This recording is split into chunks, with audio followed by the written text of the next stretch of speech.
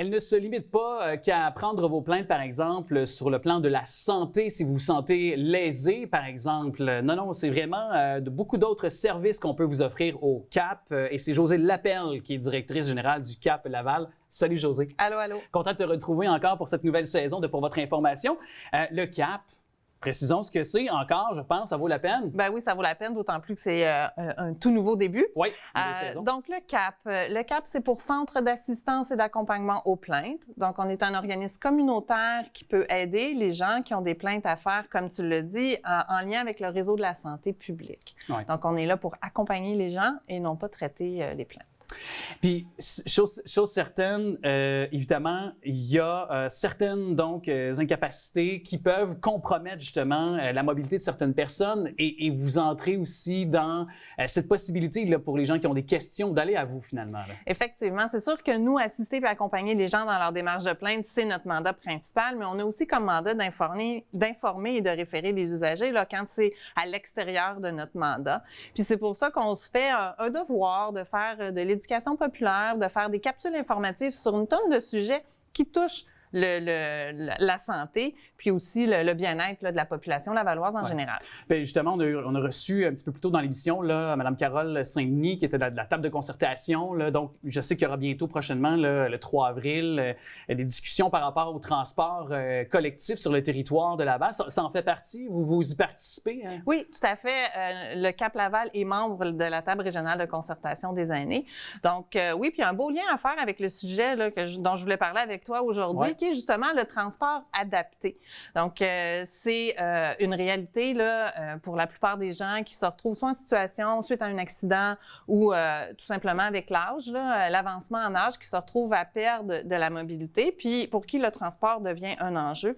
Alors, il y a pour eux le transport adapté là, qui est mis en place sur le territoire de Laval avec la STL. Est-ce qu'il y a des critères auxquels les personnes, pour obtenir le service, doivent avoir aussi, doivent correspondre? Oui, effectivement, pour y avoir droit, il faut répondre minimalement à 2 critères. Donc, c'est certain que si on est considéré comme une personne handicapée ou à mobilité réduite, d'emblée, on y a accès.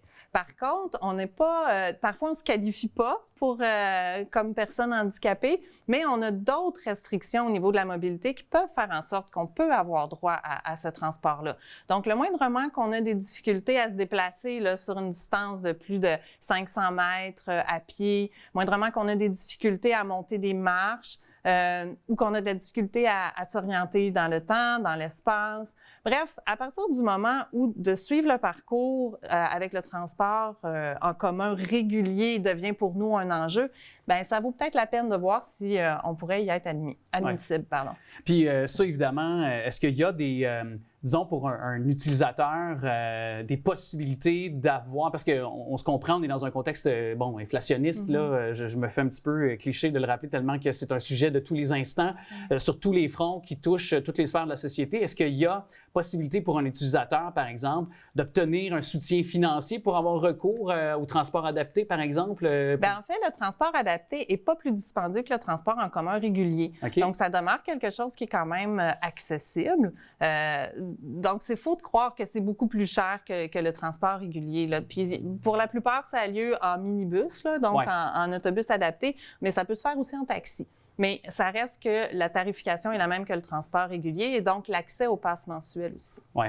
Est-ce qu'il y a parce qu'on a encore un petit peu de temps, dans cette conversation qu'on aura le 3 avril, est-ce que vous, chez les gens que vous consultez sur le terrain, qui ont recours au transport adapté, est-ce qu'il y a des choses qu'on aimerait, que vous entendez, qu'on aimerait faire entendre lors de cette conversation-là? Est-ce que c'est, par exemple, d'avoir plus de points de chute, là, quand je veux dire points de chute, c'est-à-dire plus d'endroits où on peut aller chercher ces personnes-là qui, des fois, justement, on le disait, ont peut-être de la difficulté à se déplacer, donc c'est peut-être plus difficile pour eux de se rendre à un point donné pour bénéficier du transport adapté? Bien, en fait, le transport adapté qui est offert avec la Société de transport de Laval, c'est un type porte-à-porte. Okay. Donc, ça, c'est particulièrement aidant.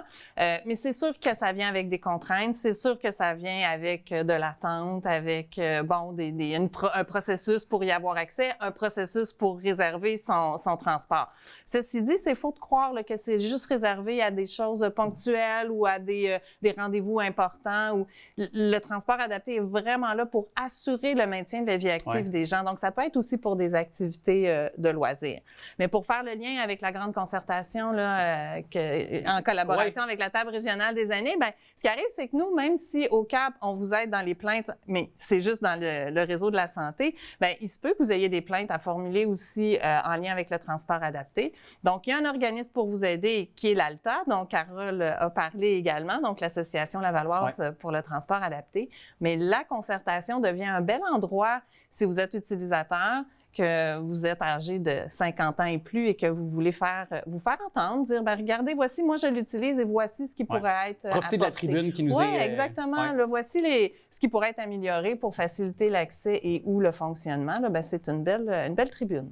Puis, évidemment, bien, une belle façon aussi, rappelons-le, on l'a dit, on a rappelé l'ADN de votre organisme, mais aussi, si jamais on veut avoir de l'information, si on a des plaintes, si on pense que notre droit de citoyen a été peut-être dans un centre de santé quelconque, on n'est pas satisfait, on peut se faire entendre encore une fois. Vous êtes là pour maintenir le tout à flot puis que les gens puissent avoir de bons services.